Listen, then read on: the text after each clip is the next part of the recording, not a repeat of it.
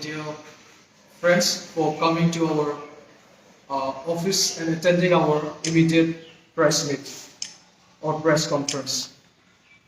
The press conference of today's is regarding to the unfortunate incidents that have occurred on 24th of November 2023. Before we proceed with our press conference, we would like to read out the press statement. Difu, the 26th of November 2023. The Karbi Student Association expressed its deep anguish on the death of Konpai Patel, aged 85 years, as a result of a freak accident in Difu near DDO due to the negligent department concerned and the contractor Sri Siranjit Agarwal. The KSA expressed its sincere condolences to the bereaved family. The bereaved family must be amicably compensated. The KSA observed that such incidents involving the solar light post will continue to happen. The public is taken for granted by the department concerned and contractor Sri Siranjit Agarwal, executing pathetic works at their will, having no respect for the public or the government. Corruption has mired Karbi Anglong at the cost of human lives. From roads to bridges to medical sector to education, grabbing poor people's land by government officials, etc. Corruption has rooted this land towards days of uncertainty. However, the people in power expect the public to remain a silent spectator. Any voice against the injustice means putting oneself at the danger of being falsely implicated and lands in jail. Such is the situation in Karbi Anglong. However, the KSA shall not remain a silent spectator. Crime is a crime, and we, the KSA, stand against the injustice to the society. Examples must be set that crimes against the society will not go unpunished. The officials of concerned department and contractor Sri Siranjit Agarwal must be booked and arrested with immediate effect for causing death by negligence under Section 304A of the Indian Penal Code and other relevant sections. The KSA invite high-level judicial inquiry into the executions of the pathetic quality solar light post installations before more lives are claimed or more people are injured. Press statement issued for and behalf of the KSA.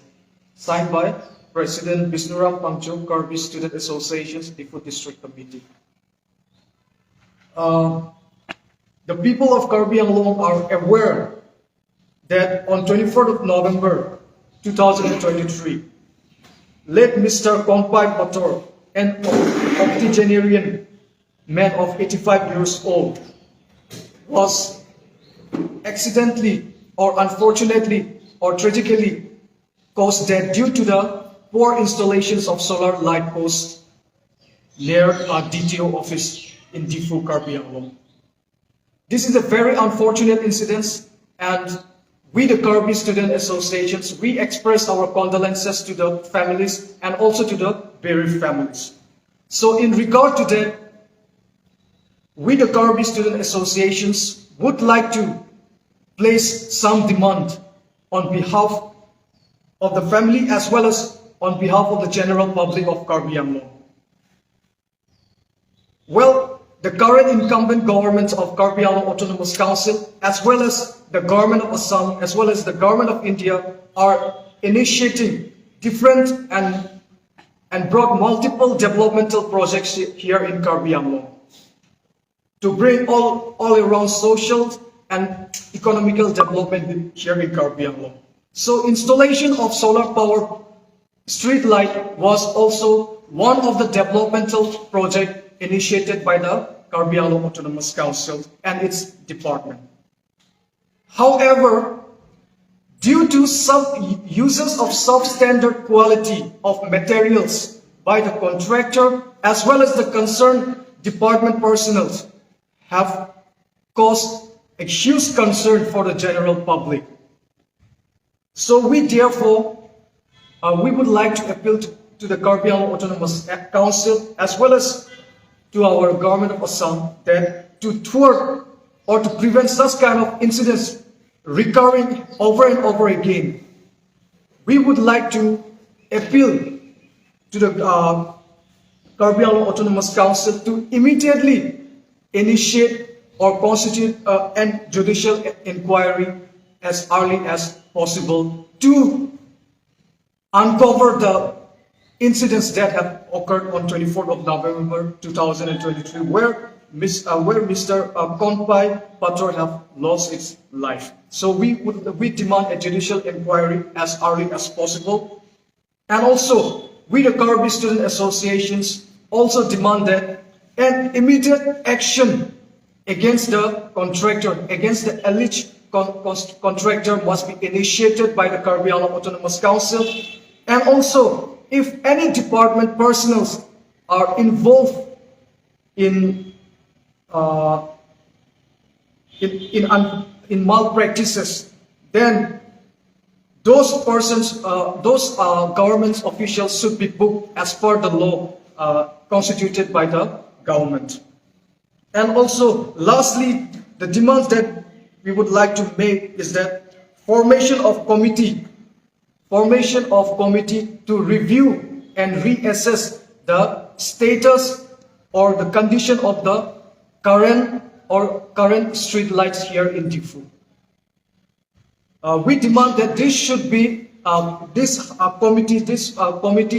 review committee or assessment committee should be instituted as early as possible here in Diffu, Karbi Anglong, because the general public have seen it, and we the Karbi Student Association also seen it, that the conditions of the street light here in Diffu are in a very bad shape, and which need an immediate repairment or which require immediate attention from the concerned department as well as from the contractor.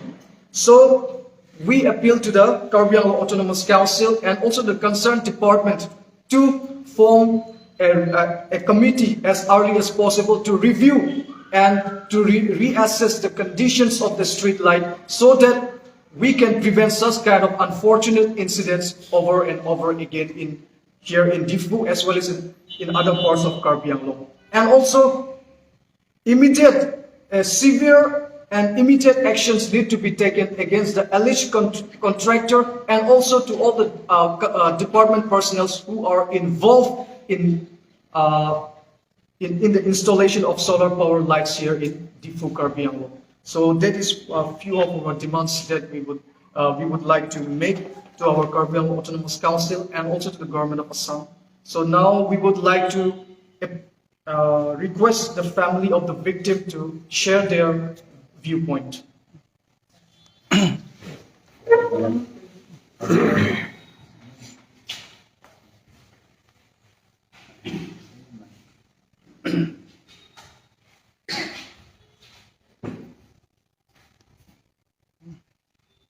আপুনি ক'ব সেই লাইটটোৰ তলত পৰি গ'ল যে আপোনাৰ ফেচটো এফালে আন্ধাৰ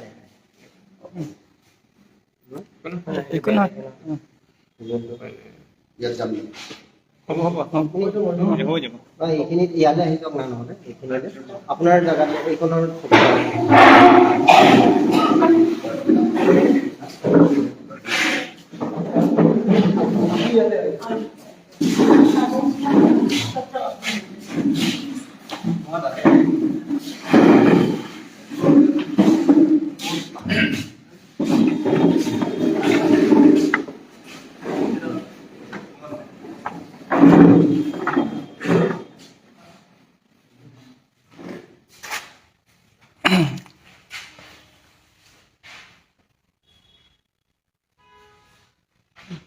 Good evening, Karbi Anglong. Namaskar, Karbi Anglong. More deutatu puruhidina dhukale. Kenekwa dhukale, dhukwa nai, hitu nana rokom babe through different sources. Bahut manhe janibole paise. Ei karone hebilak kotha koi nathaku. এতিয়া মই ক'বলৈ খোজাটো মোৰ দেউতাটো 85 বছৰ plus হৈছে certificate হিচাপতে আৰু আচলতে কিমান হোৱা আছিলে নাজানে 90ৰ ওচৰা ওচৰি তথাপি আমি ঘৰৰ ল'ৰা ছোৱালীবিলাক পৰিয়ালবিলাকে আশা কৰিছিলোঁ যে তেখেতে এটলিষ্ট আনাদাৰ 10 years জীয়াই থাকিব বুলি পেলাই ধৰি লওক 10 years নাথাকিলেও 5 years গেৰেণ্টিড আছিলে তো তেখেতে এতিয়া পেঞ্চন খোৱা মানুহ 40,000কে যদি 5 বছৰ জীয়াই থাকিলে হয় তেতিয়া তেখেতে 40,000কে মাহত হলে 24 লাখ 5 বছৰত কামাই পেলাই মানে ঘৰত দিব পাৰিলে হয় মোৰ সৰু ভাইটিটো ঘৰত আছে বিয়া পাতিছে ছোৱালী এজনী আছে তথাপিও মানে he is not properly employed he is not permanently employed he নিজৰ ভনীয়েকক লৈ পেলাই জীয়েকক লৈ পেলাই মোৰ দেউতাৰ ওপৰত ডিপেণ্ডেণ্ট আছিলে আৰু আমি বাকী ককাই ভনীবিলাকো আমি অলপ নিজৰ ভৰিত ভালকে থিয় দিয়া নাই কিন্তু তথাপি আমাৰ ভাইটিৰ দুখটো ডিপেণ্ডেঞ্চিটো চাই পেলাই আমি দিগদাৰ কষ্ট নিদি পেলাই আমাৰ দেউতাক গোটেই তেখেতক মোৰ ভাইটিক সহায় কৰিবলৈ দিছিলে এতিয়া 5 yearsত মোৰ দেউতাই 24 লাখ কামাই দিলে 24 লাখত তেখেতৰ খোৱা বোৱা খৰচত 5 বছৰত 5 লাখ গ'লে হয় তেখেতৰ বয়স হোৱাৰ কাৰণে তেখেতৰ হেল্থটো চিকিৎসা কৰা দাৱাই পানীৰ কাৰণে দৰকাৰটো আৰু এটা 5 লাখ গ'লে মানে 24 লাখৰ পৰা যদি 10 লাখ গুচি যায় তেখেতৰ ওপৰতে খৰচ খোৱা লোৱা দাৱাই পানী তথাপিও 15 লাখ 14-15 লাখটো বাচিলে হয় সেইটো লগত মোৰ ভাইটি তাৰ পৰিয়াল অলপ কিছু সময় যেতিয়ালৈকে তাৰ মানে চাকৰিটো পাৰ্মানেণ্ট নহয় তেখেতে এতিয়া তেওঁ মোৰ অসমীয়াটো অলপ ভাঙা আছে দেই মোৰ ভাইটিটো এতিয়া মেডিকেল ডিপাৰ্টমেণ্টত এটা টেম্পৰেৰী পাৰ্মানেণ্ট চাকৰি নহয় টেম্পৰেৰী চাকৰি কৰি আছে 10-12 হাজাৰ মান পায় নেকি সেইটোৰ লগত তাৰ চলাটো অসুবিধা তো টকাও যদি কৰবাৰ পৰা যদি কম্পেনচেশ্যন আহে 10-15 লাখ টকাটো একো নহ'ব দুদিনতে এদিনতে শেষ হ'ব তো কোনোবা ফালৰ পৰা চৰকাৰে হওক বা সেই কণ্ট্ৰেক্টাৰে হওক বা যিকোনো অৰ্গেনাইজাৰে হওক যদি সহায় কৰিবলৈ ইচ্ছা আমাৰ দুখটো দেখি পেলাই মোৰ ভাইটিৰ চাকৰিটো যদি পাৰ্মানেন্সি পচিবল যদি আছে সেইটো কৰাই দিব পাৰিলে চিৰকালৰলৈকে ৰাইজক চিৰকালৰলৈকে কাৰ্বি আংলঙত অসমক আমাৰ মনত থাকিলে হয় যদিও negligence either of any department or the contractor হৈছিলে সেইটো আমাৰ মনৰ পৰা ওলাই যাব আৰু আমি এতিয়া আমাৰ ডিমাণ্ডবিলাক তেনেকুৱা ডিমাণ্ড আছে নাই বুলি কয় আৰু আমি যদি ডিমাণ্ড নকৰোঁ ডিপাৰ্টমেণ্টৰ ৰেকৰ্ডত কোনো মানে হেৰি নাথাকিব যে এনেকুৱা এটা ঘটনা হৈছিলে এতিয়া মই মানে এইটো ফুলিছনেছ কম নে এইটো ৰেছপনচিবিলিটি নাথাকা কাৰণে কি হৈছে সেইটো মই ক'বলৈ নাযাওঁ তথাপিও ক'তবা কিবা এটা ভুল হৈছে অভাৰলুক হৈছে সেইকাৰণে সেই পাইপখন পৰিলে কাৰণ এইটো অভাৰলুক হৈছে বুলি কোৱাটো গম পাওঁ কিছুদিন আগত বোলে এটা ট্ৰাকে বোলে এইটো পাইপটো মাৰি পেলাই বোলে আধা ভাঙাই থৈ দিছে ইমান দিন ডিপাৰ্টমেণ্টে বা কণ্ট্ৰেক্টৰে কিয় সেইটো চোৱা নাই তো সেইটো নিশ্চয় এইটো ক'লে মানে সেইটো ভুল হৈছে সেইকাৰণে তেনেকুৱা হ'ব লাগে আৰু আমি আশা কৰোঁ তেনেকুৱা যদি ৰেকৰ্ড থাকে তেতিয়াহ'লে ভৱিষ্যতত এতিয়া থকা ডিপাৰ্টমেণ্টত অফিচিয়েলবিলাক বা কণ্ট্ৰেক্টাৰে সিহঁতৰ মনত থাকিব আমাৰ ভুল হৈছিলে বুলি শুধৰাব কিন্তু সিহঁতৰ পাছত বেলেগ কণ্ট্ৰেক্টাৰ বা ডিপাৰ্টমেণ্ট অফিচিয়েলবিলাক আহিলে সিহঁতে কেনেকুৱা জানিব এনেকুৱা ভুল হৈছিলে বুলি তো কিবা এটা যদি ৰেকৰ্ডত থাকে কম্পেনচেশ্যন দি পেলাই বা এতিয়া মই যদি চাকৰিৰ কথা কৈ পেলাই তেতিয়াহ'লে সেইটো ৰিমাইণ্ড কৰি থাকিব এৱেৰনেছটো থাকিব সেইটো বুলি পেলাই মই সেইটোহে আশা কৰোঁ সেইটো যদি কোনোবা ফালৰ পৰা কিবা এটা হয় আজি আমি ইয়াত SD ছাৰ ইয়াত ষ্টুডেণ্ট ইউনিয়নৰ ইয়াত আহি পেলাই আমি প্ৰেছ কনফাৰেন্সত আমাৰ গ্ৰিভিয়েঞ্চেছটো বা আমাৰ কোনো ডিমাণ্ড আছে নাই সেইটো নকওঁ কিন্তু আমাৰ গ্ৰিভিয়েঞ্চেছটো আমাৰ এক্সাম্পলটো লৈ পেলাই যদি এইটো NGO এইটো ষ্টুডেণ্ট বডিয়ে যদি কিবা এটা ভাল কৰিব পাৰে ক'তবা চৰকাৰে হওক বা ডিপাৰ্টমেণ্টে হওক বা কণ্ট্ৰেক্টাৰে হওক যিকোনো অৰ্গেনাইজেশ্যনে হওক যিবিলাকে শুই আছিলে সিহঁতৰ টোপনিত থকাৰ কাৰণে ঘটনাটো হৈছিলে যাতে সিহঁতে টোপনিত বেছি দেৰি নাথাকে জাগি উঠিব লাগে কৰিব লাগে সেইটো বুলি পেলাই আমি mostly more than 50% our purpose of coming here to support the student organization, student body, so that with this incident, they can go forward to let awareness go to everyone, each and everyone. সেইখিনিহে মই ক'বলৈ মন আছে, ইচ্ছা আছে।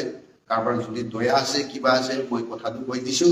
টকাৰ হিচাপত যদিও যায়, তেতিয়াহ'লে এনেকুৱা 24 লাখ প্ৰজেক্ট পৰে। কিন্তু যদি এতিয়া মোৰ ভাইটি যাৰ মিছেছ আছে, ছোৱালী এজনী আছে, যিজনে ডিপেণ্ডেণ্ট আছিলে মোৰ দেউতাৰ ওপৰত, আমি বাকী 2টা ভাই বা 5টা ভনীক আমি কোনো তাক মানে আমি সহায় কৰিব নোৱাৰো। আমাৰ দেউতাই সহায় কৰি আছিলে, এতিয়া সেইটো মাৰি দিলে, তেতিয়াহ'লে এজন নহয় 4জন মানুহক মাৰি দিয়া নিচিনা হৈ গৈছে। সেইটো বুজিব লাগে। আচ্ছা, 1 more point, বেছি নকওঁ। মোৰ দেউতাৰটো 10 বছৰ, 5 বছৰ 10 বছৰ বয়সটো সেই নেগলিজিয়েন্স কাৰণে গুচি গ'ল। কিন্তু তাত যদি এটা ইমান ডাঙৰ স্কুল, এটা বদন মেমৰিয়েল স্কুল আছে, তাৰ ল'ৰা ছোৱালী সেইটো ৰাস্তাত যোৱা অহা কৰে। ল'ৰা ছোৱালী স্কুলটো ছুটি হ'লে লাষ্ট বেলটো কেতিয়া মাৰিব? স্কুলৰ ষ্টুডেণ্টে প্ৰথম বেলটো একদম মানে ইণ্ডিয়া পাকিস্তান নিচিনা বেয়া পায়, কিন্তু লাষ্ট বেলটো ইমান মৰম কৰে, সিহঁতে বেলটো মাৰি শেষ নোহোৱাৰ লগে লগে গেটৰ বাহিৰত দৌৰ মাৰে। তেনেকুৱা ল'ৰা ছোৱালী যদি ওলাই যাওঁতে যদি সেইটো কৰিলে হয়, তেতিয়াহ'লে 4-5টা পোৱালি মৰিলে হয়। 4-5টা পোৱালি, এটা পোৱালিৰ যদি 40 বছৰ বয়স আছিলে, 5টা পোৱালিৰ কিমান হ'ব? 200 বছৰ। মোৰ দেউতাৰটো খালি 10 বছৰহে গৈছে, এনেও যাবলৈ আছে। কিন্তু এই সৰু পোৱালি বা যিকোনো ডেকা গাভৰু ৰাস্তাত গৈ থকা মানুহ, ইম্পৰ্টেণ্ট অফিচিয়েল মানুহ সেইফালে যাওঁতে যদি মৰিলে, কিমান ডাঙৰ লছ হ'লে হয়। এটা যদি অফিচাৰ, ইন চাৰ্ভিচ অফিচাৰ যদি গ'লে হয়, বা এটা যদি লাইফ ইনচিয়ৰ্ড পাৰ্চন যদি গৈ পেলাই সেইটো ঘটনাত পৰিলে হয়, আজি এই মৰা অফিচাৰৰ কাৰণে যিকোনো অৰ্গেনাইজেশ্যনে, চৰকাৰে নহওক, যোনে নহওক, কিমান টকা খৰচ কৰিলে হয় ফানাৰেল চাৰ্ভিচৰ কাৰণে, তাৰপিছত কিমান কম্পেনচেশ্যন দিলে হয়। লাইফ ইঞ্চুৰেঞ্চৰ ডিপাৰ্টমেণ্টে কিমান 10 লাখ 20 লাখ, কিজানি সেইটো কৰোৰ টকা ইঞ্চুৰেঞ্চ কৰি থকা মানুহ হ'লে হয়, তেতিয়া কিমান টকা গ'লে হয়। তো মোৰ দেউতাৰ কাৰণে যদি এইটো ভাবি লয়, এইটো ক্ষমা কৰিব, আমাৰ ভুল হ'ব, আমাৰ কোনো দাবী নাই। আমি এৱেৰনেছ কাৰণে, আৰু সেই এৱেৰনেছটো আমি এজ এ ইণ্ডিভিজুৱেল ফেমিলি আমি এৱেৰনেছটো দিব নোৱাৰিম বুলি পেলাই আজি আমি সুবিধা পাইছোঁ। আমাৰ student body, head student body of the district, সিহঁতৰ দ্বাৰা আমি এই এৱেৰনেছটো দিবলৈ পাৰিছোঁ। দয়া মৰম যদি ক'ৰবাৰ পৰা আহে, সেইটো ধন্যবাদ হ'ব, চবৰ আশীৰ্বাদ হ'ব। মোৰ বেছিকৈ নকওঁ, এই 2টা পইণ্টটো কৈ পেলাই মই ৰাখি দিছোঁ। ধন্যবাদ।